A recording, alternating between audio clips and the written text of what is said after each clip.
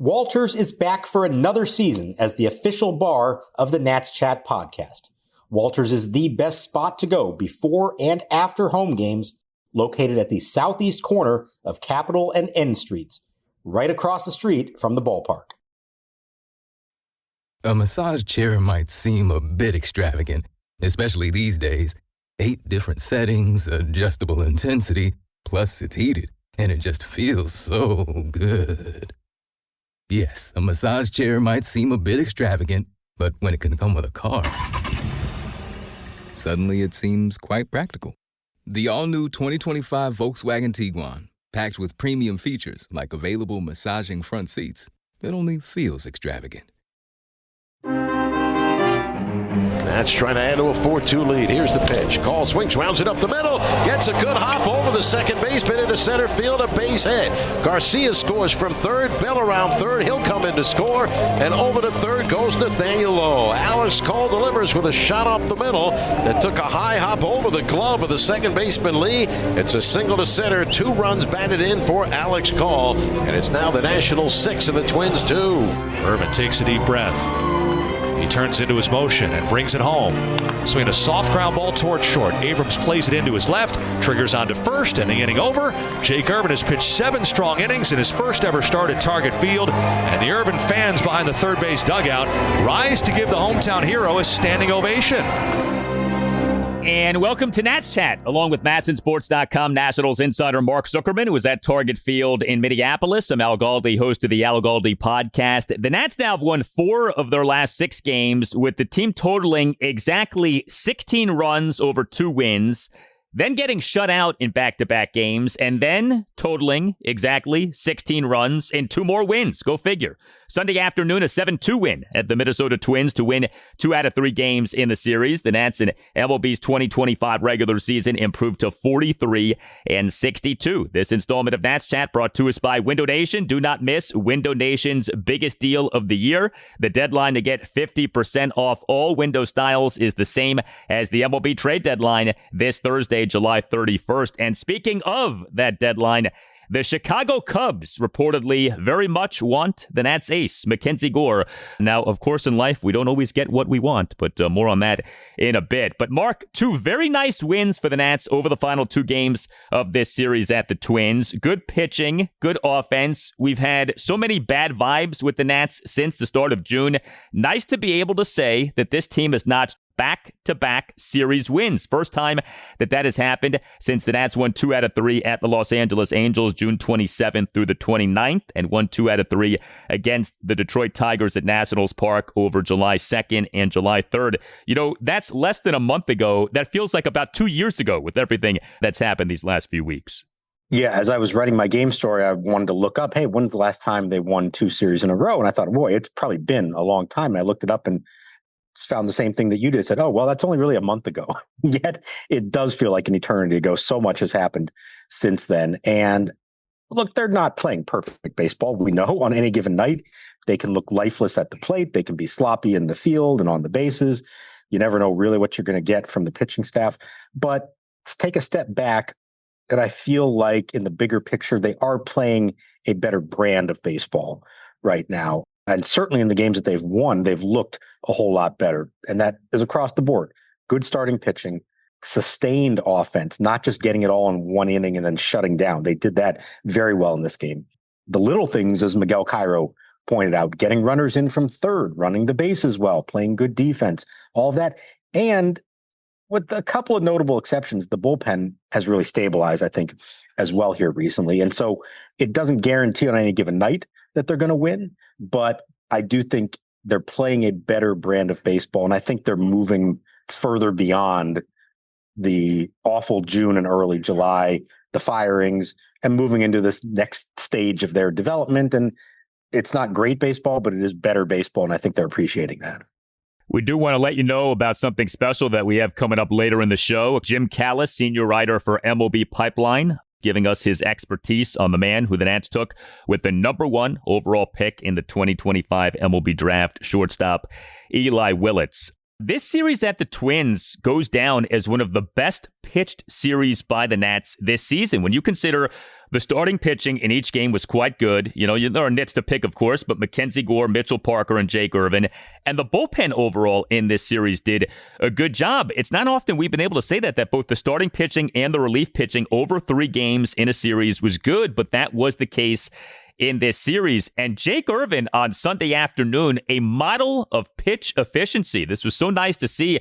He had not been pitching well lately. He overall is not having a particularly good season, but Irvin on Sunday afternoon, 2 runs in 7 innings. He gave up just 5 hits, which were a home run, a double, and 3 singles. He issued no walks. He recorded 2 strikeouts, but he threw a lot of strikes. 86 pitches, 63 strikes versus just 23 balls. And the pitch efficiency was remarkable. 7 innings, 86 pitches. That was it. 4 pitches in the first inning. How about that one? And that included a runner reaching base. And then he immediately got a double play and then the third out of the inning just like that. This was an emotional day for Jake Irvin. In his hometown, pitching as a big leaguer for the first time. He just missed it 2 years ago. The Nats had last played at Target Field in late April of 2023. It was less than 2 weeks later that he was called up to make his major league debut. So he just missed it.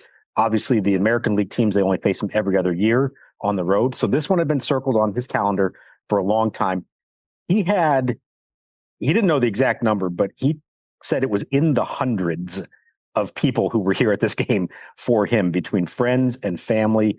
I mean, I've been looking forward to this since it came out last year around the All-Star break. We saw that we had an off day here going into a weekend series in the middle of July. I was just happy to let these guys come here, show my teammates what Minnesota is really all about and how beautiful this place is in the summer. Pretty much all of Bloomington, Minnesota, a lot of old high school teammates, and you could see them and hear them cheering for him. They were hovering around the bullpen as he was warming up before the game, trying to get his attention. He said that was a little bit surreal.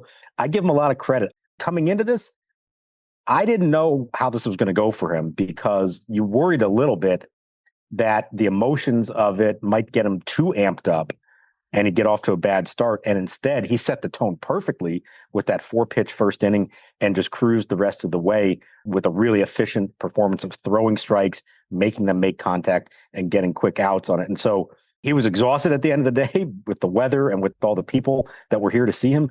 But I think it was a really impressive job under the circumstances to channel all that emotions and use that in a good way and not let it become too much for him pitching here in Minnesota.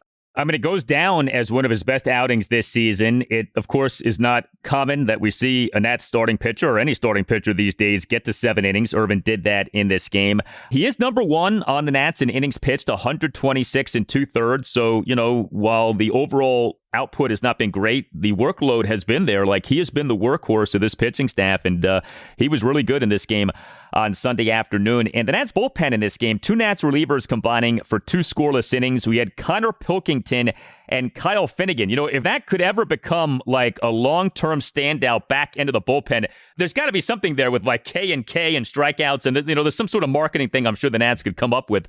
But Pilkington, another good outing, scoreless bottom of the 8th, despite giving up a 2-out single. And Kyle Finnegan, scoreless bottom of the 9th, despite giving up a leadoff single. And you look at the bullpen in each game in this series, the 1-0 loss on Friday night, 4 Nats relievers combined for 3 scoreless innings. The 9-3 win on Saturday night, 3 Nats relievers combined to allow 1 run in 3 1/3 innings. So really in each game, the bullpen did a good job. Yeah, I don't know if the Nats marketing department should get to work on that right now, because I'm not sure that one half of the K equation is still going to be a part of the team a week from now once we get past the trade deadline. Konnor Pilkington perhaps will be here for quite a while longer. It's been a real revelation to see him now. I mean, you don't want to get too excited. There's usually a reason when a 27-year-old has bounced around to his extent and is just now getting a chance, in the big leagues again after a few years in the minors. So at some point you do expect some adjustments to be made, and we'll see if he can sustain it. But for now, Miguel Cairo's riding the hot hand. He keeps talking about how nice it is for him to have a third lefty reliever that he can turn to. It makes a big difference. You saw in the past how much Davey Martinez had to rely on Jose A. Ferrer, then eventually Andrew Chafin, and now having Pilkington as well. It does make a difference. And, it helps that they've had sizable leads. There's not been a lot of really close games here of late, as we've talked about. So maybe it would be different in that case. But I do think you have to acknowledge that Miguel Cairo is making a concerted effort to use everybody in his bullpen. And it's not where we saw in the past where there's 3-4 guys. If the game is close, they're all going to pitch and that's it. Cairo has spread it around and been willing to use different guys in relatively high leverage spots. Now, again, these aren't 1-run, 2-run games in the 7th, 8th, 9th innings. Maybe it'd be different if that was the case. But I do feel like he has made more of an effort to use everybody. And so far, the results have been pretty good. They have been. And Pilkington, look, when you have a bullpen that overall has been this poor, you take anything you can get, and it doesn't take much to get you excited. And so you see a guy like Pilkington come up and do well. Yeah, you go ahead and you get excited. Konnor Pilkington signed with the Nats as a minor league free agent in December 2024. It was just this past Tuesday afternoon that the Nats announced having selected his contract from AAA Rochester. And remember the corresponding roster move of the optioning of reliever Mason Thompson to Rochester.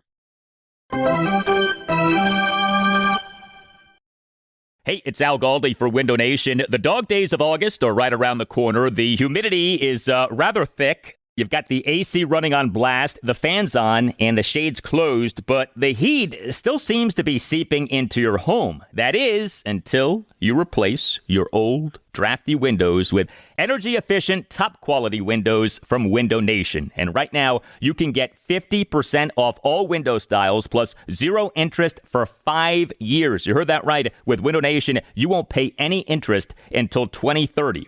Call 866-90-NATION or visit windownation.com and tell Window Nation that you want the deal that you heard about from Al Galdi on the Nats Chat podcast. Also, know this, Window Nation will get the job done in a day or less. Window Nation's installation crews have over a decade of experience, so you can feel comfortable knowing that your windows are installed right the first time. Don't procrastinate another day. Save yourself another month of living in discomfort. Don't miss Window Nation's biggest deal of the year, 50% off all window styles now through July 31st. And remember, that comes with 0 interest until 2030. 866-90-NATION or windownation.com. That's 866-90-NATION or windownation.com. And tell Window Nation that you want the deal that you heard about from Al Galdi on the Nats Chat podcast. At Arizona State University, we're bringing world-class education from our globally acclaimed faculty to you. Earn your degree from the nation's most innovative university. Online. That's a degree better. Learn more at asuonline.asu.edu. The McDonald's Snack Wrap is back. You brought it back. Ranch Snack Wrap. Spicy Snack Wrap. You broke the internet. For a snack. Snack Wrap is back. Ba-da-ba-ba-ba.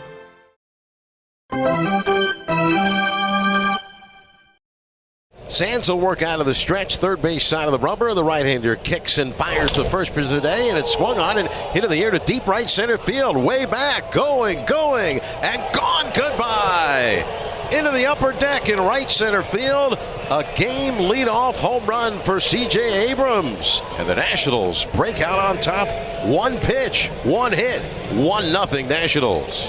So we had the Nats pitching doing well in this series over the 3 games, and we had the Nats offense doing well in this series over the final 2 games. The 7-2 win at the Twins on Sunday afternoon, we saw the Nats produce offensively for a second consecutive game. 7 runs, 11 hits, 4 walks, 3 for 13 with runners in scoring position. So the run total could have been a lot higher than just 7. The 11 hits were a home run, a triple, and 9 singles. C.J. Abrams, really impressive game on Sunday afternoon. 2 for 3 with a solo homer, a single, and 2 hit by pitches. And he went 3 for 3 on stolen bases. Did commit a fielding error, but we can forgive that given everything else that he did. Abrams, on the first pitch of the game, hit a home run. A Nats 1-run first, a leadoff first pitch home run to right center for a 1-0 Nats lead. The homer going a projected 418 feet per Statcast. Abrams in a Nats 1-run third, basically scored a run, produced a run on his own, a leadoff single to right field, and 2 stolen bases. He scored on a 1-out RBI sac fly by Luis Garcia Jr. for a 2-1 Nats lead. This clearly was the best of C.J. Abrams offensively, what he's capable of, the power, the ability to manufacture a run, being a menace on the base pass, just really good stuff from Abrams offensively. I was just going to say, this is the full package. This is, if you want one example of what C.J. Abrams can do for you when he's at his best, this is it. Ignite the whole team with the first pitch home run and a no-doubter to get the game started. It's now the 12th leadoff homer of his career, the 5th this season. As we know, a lot of them often come on the first pitch. There are very few guys who have that club in their bag to be able to do that and set the tone like that. But it's not just about that with him. It's the ability, once he gets on base, to cause some havoc. That looked like the C.J. Abrams from a few years ago when he was stealing, 46 bases, breaking Trey Turner's club record. Really aggressive, but it was smart. And you could tell they knew this was a battery for the Twins that they could run on. He got big jumps consistently. They ran on Christian Vazquez, and he stole those 3 bases. And it's not just running at will. There was a point to it. The 3rd inning, he leads off with the single. He gets to third base on his own with back-to-back strikeouts, and that puts him in position to score on a sac fly. Those are the little things that Miguel Cairo was talking about. It's not just compiling stolen bases, but these are meaningful stolen bases that put you in a position to score runs. So this was really the best all-around game we've seen from CJ in a while. This is a guy who had, as we've talked about, an excellent first half of the season. Abrams overall has not had a good July, but he had the 3-run double on Saturday night. He has the very good game on Sunday afternoon. A guy who is having an excellent July is Josh Bell. This is something. Josh Bell on Sunday afternoon as an at-starting DH and number 4 batter, 3 for 4 with an RBI single and 2 other singles. Josh Bell's OPS this month is 949. I mean, it feels like this has come out of nowhere. He was having not just a bad season, but he was having the kind of season that classified him as legitimately one of the worst hitters in the sport this season. And now he's on fire, and the timing could not be better given what we have coming up on Thursday. Now, we don't know to what extent there's a market for Bell, but he's doing his best to generate one in a short period of time. I give him credit. But lately, he has been productive. He has been consistent. And, we'll get to James Wood in a second here. But if I asked you right now in a big spot, who would you rather have up, James Wood or Josh Bell? You could actually make the case that the answer is Josh Bell. You would have been called, completely out of your mind for saying that a few weeks ago. Right now, you can make a case for that. Yeah, I agree with you in this moment. I don't know how long that would last in the long run. I hope it would not be the case in the long run, because that would be a pretty bad sign for James Wood. Even the out that Bell made in this game was a scorched line drive to first base. That was a great play to get him out. So he is hitting the ball hard. And I think this is an interesting question. We know how streaky he's always been, and it traditionally for him means a slow start and then getting hot over the summer. What would you have rather seen from him this year? Do this in April and early May, and then struggle to the extent that he did in June and July leading up to the deadline? Maybe that would have helped the team out more to be in a better position and not be falling apart the way they did with all the changes that were made. But then maybe his trade value wouldn't be so high because he was slumping at the deadline. Or the way that it's worked out is that actually, the better case scenario for you, because the team didn't necessarily benefit from it from a win-loss standpoint, but at least he's getting hot at a time where it might help you get something of value for him at the trade deadline. It's an interesting question. I could see it going either way. Of course, you'd rather him just be great for 4 months, but that's really never who he's been. He's always been streaky like this, and it's just nice to see that he does still have that in him. And it'd be nice if it had happened a little sooner, but if it was going to happen, I think it's better that it happened now as opposed to, say, back in April. Well, for trade purposes, absolutely. I mean, I think what you don't like is that it's not just that he's bad, it's that he's like wretched. And so you can't tolerate it. And he really hurt them. I mean, he's one of the reasons they have the record they have. They kept batting him, relatively high in the lineup, and he has an OPS in the 500s or low 600s, and that's just not tenable. But that was the case for the longest time here. So,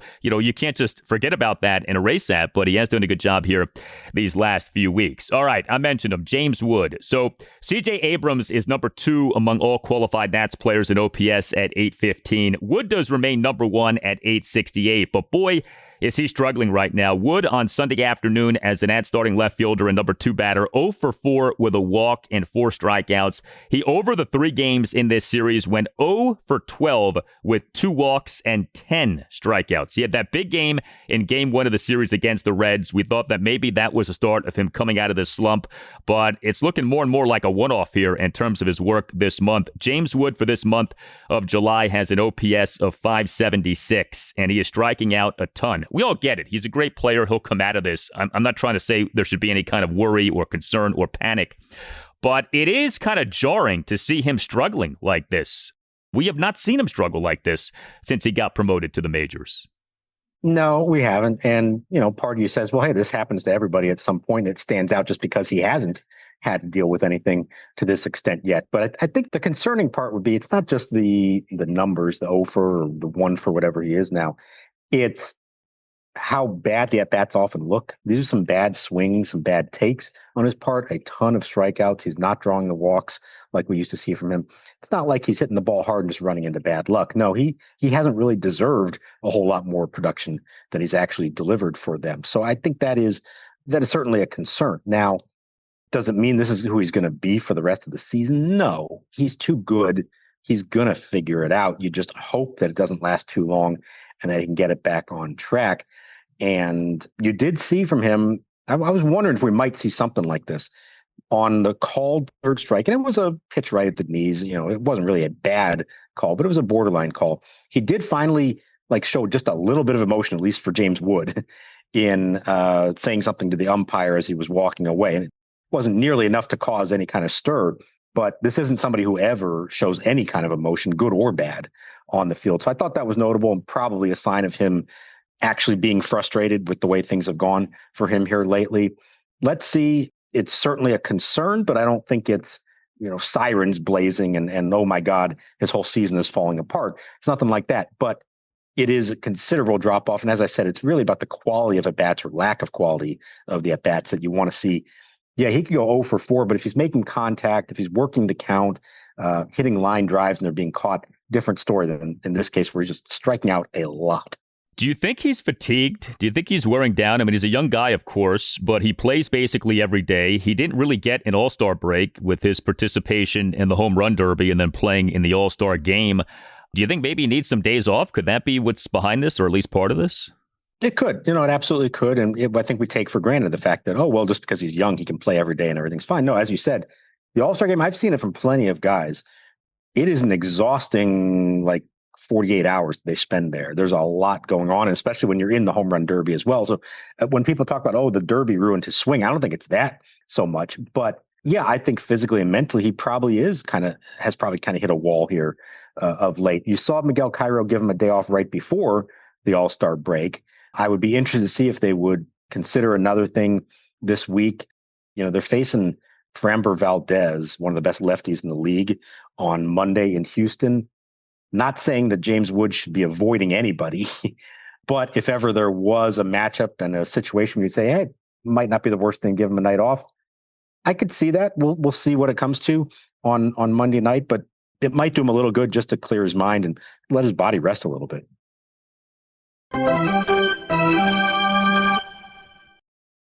The McDonald's snack wrap is back. You brought it back. Ranch snack wrap. Spicy snack wrap. You broke the internet. For a snack. Snack wrap is back. Ba-da-ba-ba-ba. If you're a lineman in charge of keeping the lights on, Grainger understands that you go to great lengths and sometimes heights to ensure the power is always flowing, which is why you can count on Grainger for professional-grade products and next-day delivery, so you have everything you need to get the job done. Call 1-800-GRAINGER, click Grainger.com, or just stop by. Grainger, for the ones who get it done. Simulation of getting a bat, sitting down, just to see how his back and oblique react to it. But it's coming close to where we're gonna send him to play some real games. All right, Dylan Cruz. At last, a minor league rehab assignment is coming. He is currently on the 60-day injured list, but he has been out since he was placed on the 10-day injured list on May 21st. He's coming back from a left oblique strain. Any sense on how long this minor league rehab assignment for Dylan Cruz might be? So he's going to start playing Tuesday for Rochester. Now, it's interesting. They're actually on the road. He's going to go to Charlotte. It's a rare, longer road trip for AAA. They play most of their games in the Northeast corridor, not really getting out that much. And this is a two-city trip, I think, southern swing for them. And it starts in Charlotte for the whole week. So number one, he's excited to finally go. He feels ready for it. He's been antsy, but he does feel like it's been worth it for them to be so careful with this.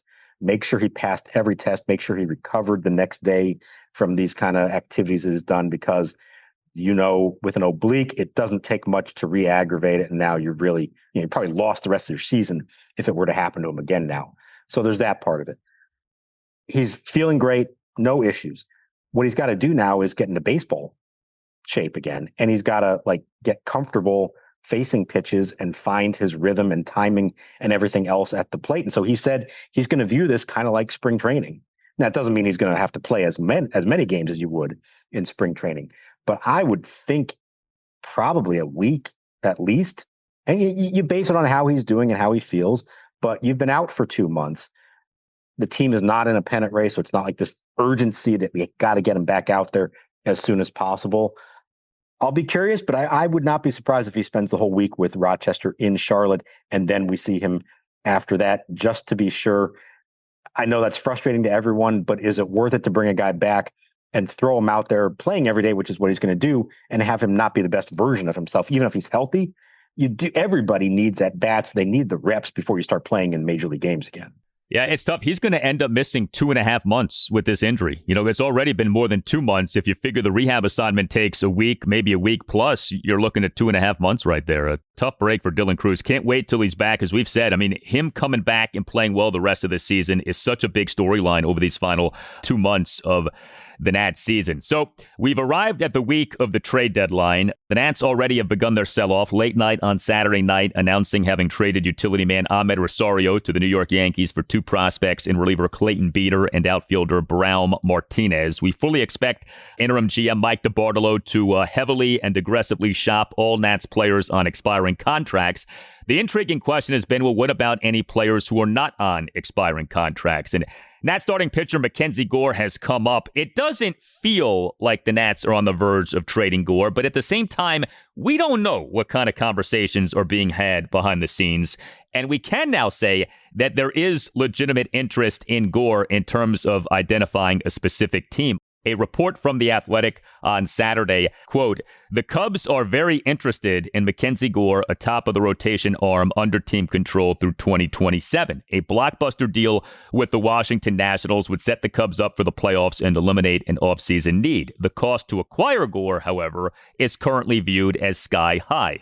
It's also unclear whether Washington's interim general manager, Mike DeBartolo, is really in a position to make such a monumental decision," end quote. And I think this report covers a lot of the ground that we've already covered. I think if you examine this MacKenzie Gore circumstance with the Nats, there really are 3 barriers that have to be crossed for him to be traded. Number 1, the team has to be open to trading him, and that's a big if.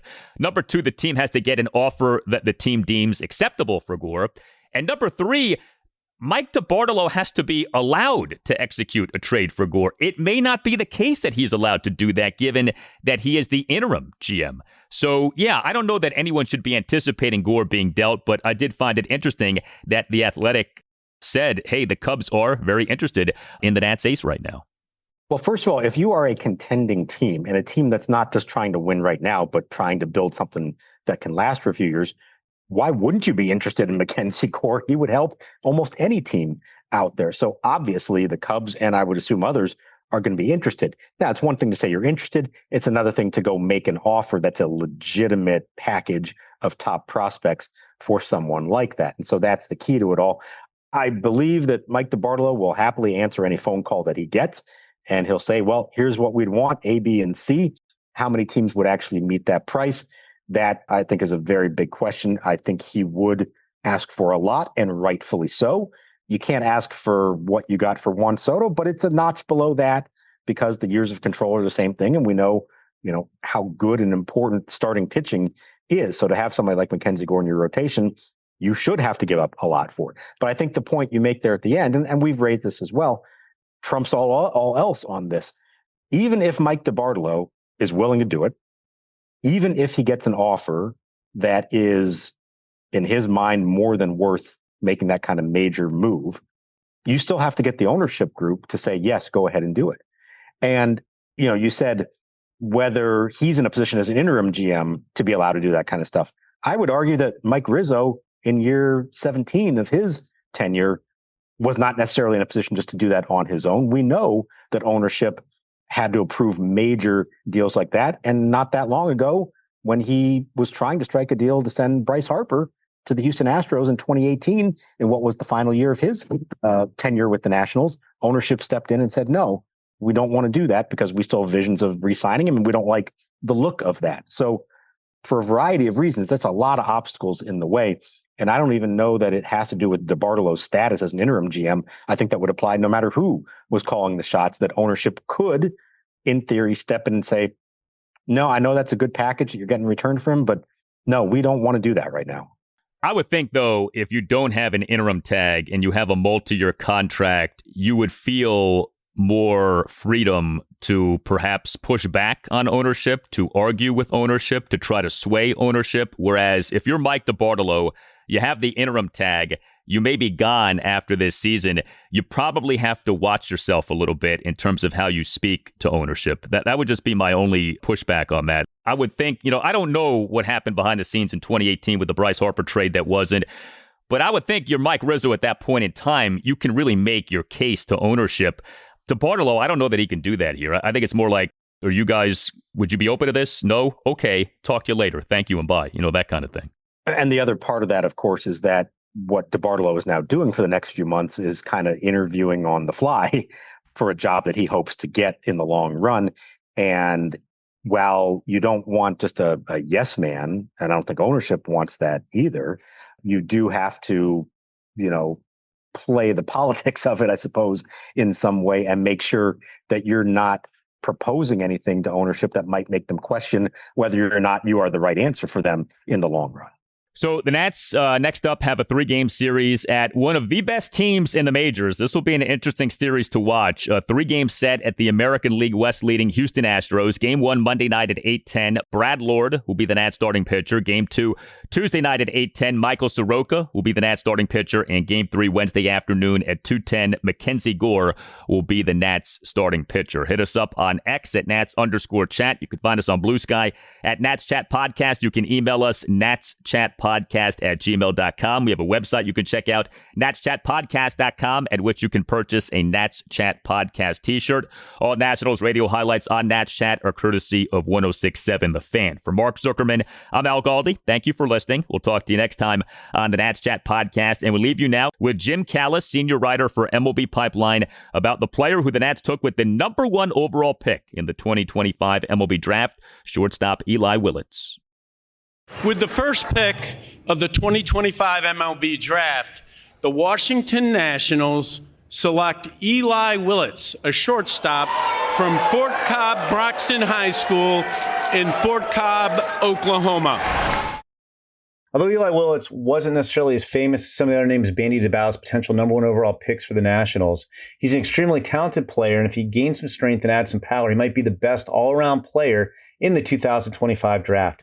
He reclassified from the 2026 group, and he won't even turn 18 until December. A switch hitter is more proficient from the left side. He's very polished at the plate for his age. He has outstanding bat-to-ball skills, makes a lot of line drive contact, and he rarely chases pitches outside the strike zone. He might not have more than average raw power, but his hitting ability should enable him to tap into most of it and provide 15 homers per season. He has a nonstop motor and the instincts to get the most out of his physical tools, and he kind of resembles an Anthony Volpe with better physical ability at the same stage of their careers. He plays quicker than his plus speed and earns solid grades for his arm strength and defensive play at shortstop, and both of those could become pluses once he's fully developed. There's no reason he can't stay at shortstop, but he also profile well in center field if needed. When I went through the reclassification thing, I told my dad that I wanted to be in the big leagues by the time I'm 20. So that's definitely the goal, and it's still going to be the goal. So I got to work every day and try and get to where I can complete that goal. The McDonald's snack wrap is back. You brought it back. Ranch snack wrap. Spicy snack wrap. You broke the internet. For a snack. Snack wrap is back. Ba-da-ba-ba-ba.